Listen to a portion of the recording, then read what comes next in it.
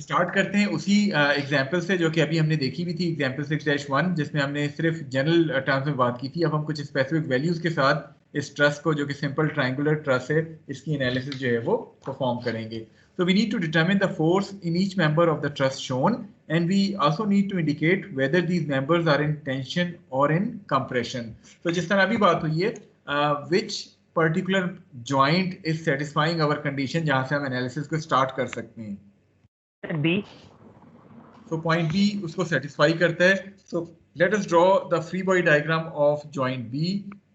So joint B के ऊपर आपके पास एक अदद applied load है, जिसको हमने 500 न्यूटन का applied load कहा है। Then we have two unknown forces acting at this joint. One is force FAB, which is acting in this direction, जो कि आपको draw किया गया है। The other one is force FBC, which is acting at an angle of 45 degrees. चूंकि ये वाला angle 45 है, तो आपके पास ये वाला एंगल FBC का भी 45 आएगा। कोई कॉन्टैक्ट फोर्स नहीं होगी यहाँ पे? क्या चीज? कॉन्टैक्ट फोर्स नहीं होगी कोई यहाँ पे? नहीं, कॉन्टैक्ट फोर्स नहीं, हम तो उस जॉइंट को एज अ पार्टिकल कंसीडर कर रहे हैं ना।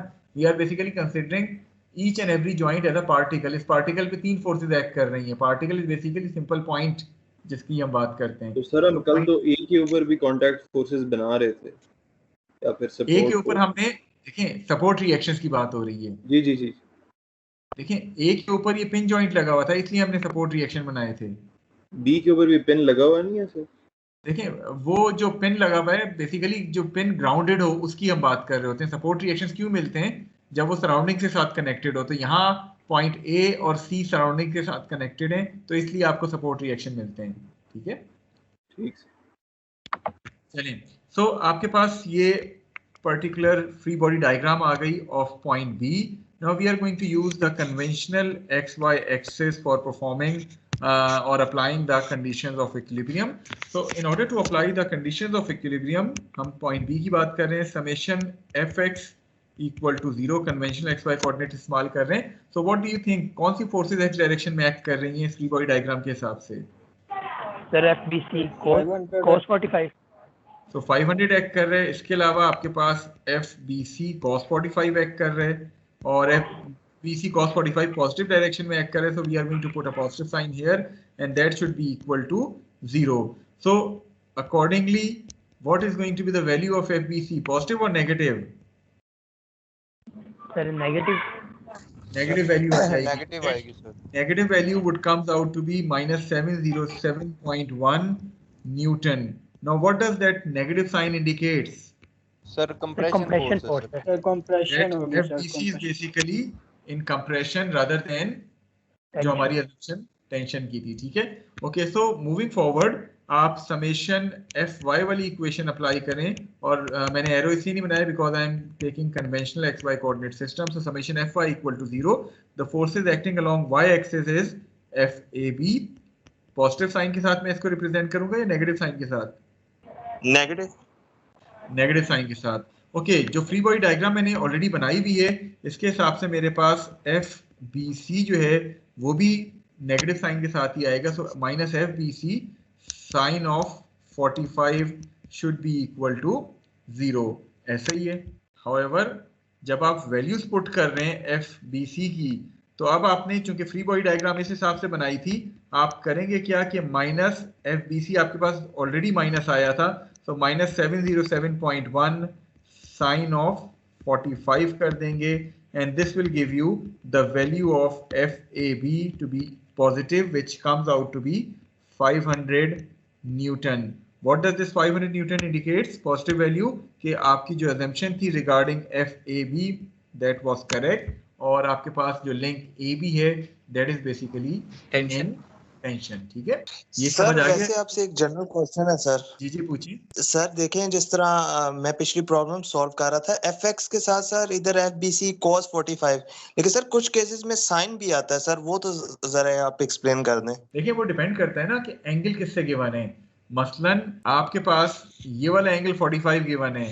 एक्चुअली कंफ्यूजन 45 की वजह से मच रहा है। मैं एक काम करता हूँ, just for the sake of avoiding that confusion, मैं आपसे कहता हूँ आपको ये एंगल अल्फा गिवन था 45 नहीं, 45 के केस में कॉस साइन एक ही होते हैं।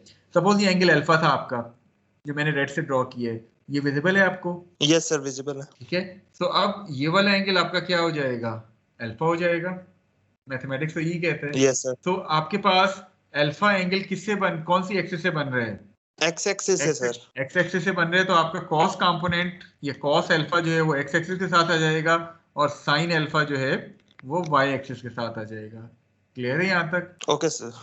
अच्छा, अब थोड़ा सा अगर मैं आपसे कहूँ कि हमने ये कहा कि ये आपके पास अल्फा है, इट मीन्स के आपके पास जो ये वाला एंगल बचेगा, ठीक है, ये क्या होगा? 90 माइनस अल्फा। जी सर। क्योंकि ये एंगल अगर 90 है तो ये एंगल 90 माइनस अल्फा होगा। चले मैं इसको बीटा कह देता हूँ, beta is equal to 90 minus alpha. अब आपके पास बीटा किस एक्सिस से बन रहा है? सर वाई एक्सिस है। वाई एक्सिस से। तो अब कॉस बीटा आपके पास वाई कंपोनेंट आ जाएगा, साइन बीटा आपके पास एक्स कंपोनेंट आ जाएगा। सर एक चीज मैंने पूछ ली थी सर एक चीज मैंने सर हमने बी से क्यों शुरू किया सर? इस बार हमने सर ए और सी से क्यों नहीं शुरू किया सर? ये जरा मुझे क्लियर कर दें। देखिए, हमने जहाँ से लेक्चर स्टार्ट किया था हमने कहा था कि the starting point for applying the method of joint should be that joint which satisfies two conditions. The first one is there should be at least one known load on that joint. और second condition क्या है? There shouldn't be more than two unknown loads acting at that joint. So एक known और दो unknown वाली condition को सिर्फ और सिर्फ point B satisfy कर रहे हैं। That's why we have started from point B. ठीक है? सर ये T और C क्या है? ये T represents tension, C represents compression. यानी अब इन दोनों की वैल्यू से हमें ये पता चल गया कि कौन सा लिंक जो हमने दो अभी कंसिडर किए हैं वो टेंशन या कंप्रेशन में, क्योंकि साथ हर क्वेश्चन में आपको ये भी पूछा जा रहा होगा कि बताएं कि कौन सा लिंक टेंशन में और कौन सा लिंक कंप्रेशन में। तो लिहाजा हमने वैल्यूज को देखते हुए कह दिया कि ए बी टेंशन में है और बी सी जो है वो कंप्रेशन में है। ठीक है? चलिए, सो नाउ मूविंग फॉरवर्ड, आपके ख्याल में वो कौन सा, मैं ये रब कर देता हूँ ताकि इसी पे हम अगला लिंक भी जो है वो सॉल्व कर दें। तो आपके ख्याल में अब हमें किस पर्टिकुलर जॉइंट के ऊपर मूव करना चाहिए? Shall we move to joint C और shall we move to joint A? C sir. Why not A? Sir because A will have 4।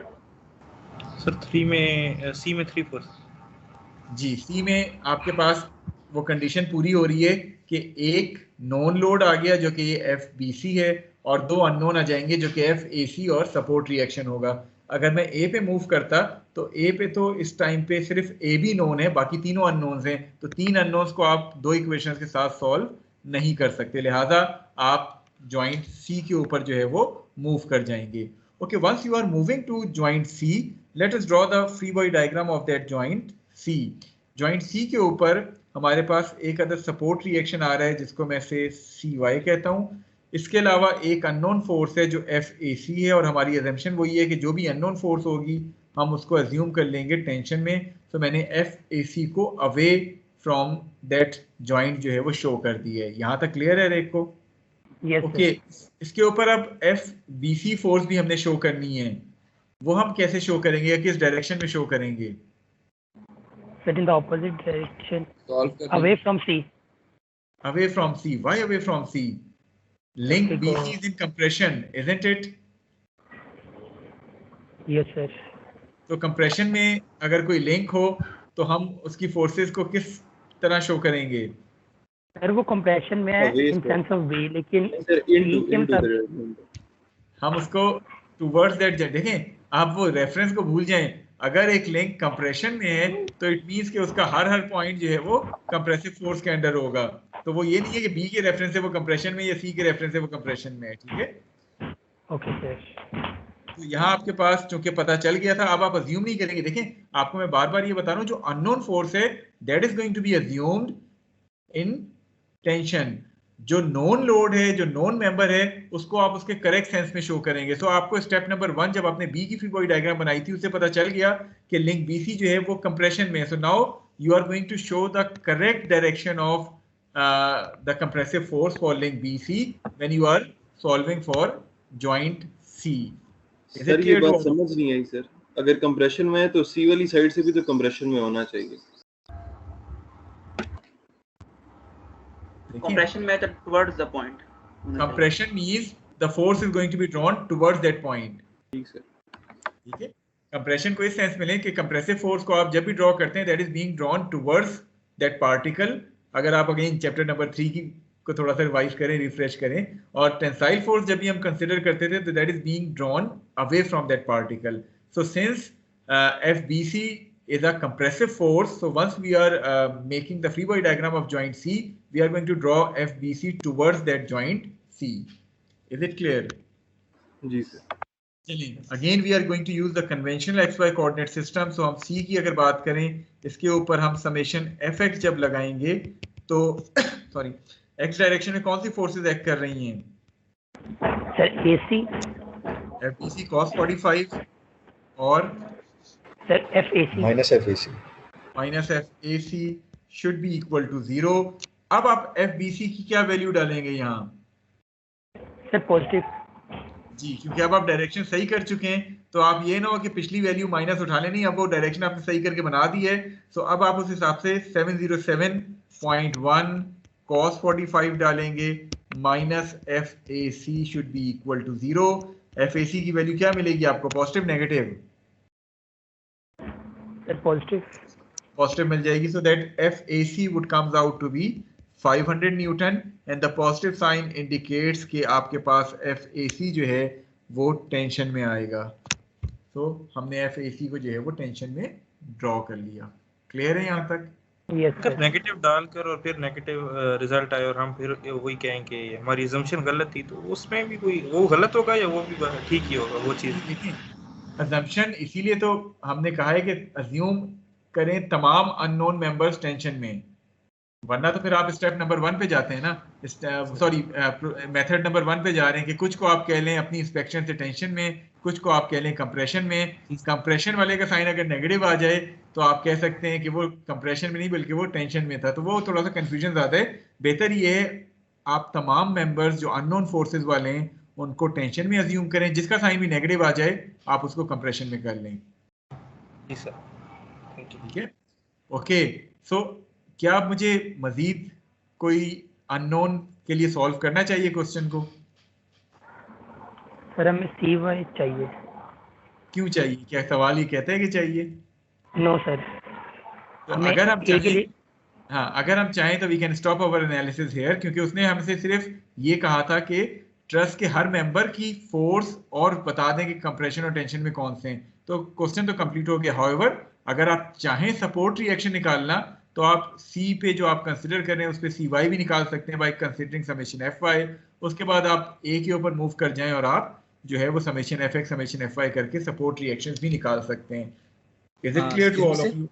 Ji sir AP हमने फाइंड क्यों नहीं किया फिर? AB हम, अगर आपको याद हो, स्टेप 1 में फाइंड कर चुके हैं. Okay right sir. ठीक है, यस सर, ठीक है. Any other question? हमने इसीलिए सिंपल ट्रस्ट से स्टार्ट किया था.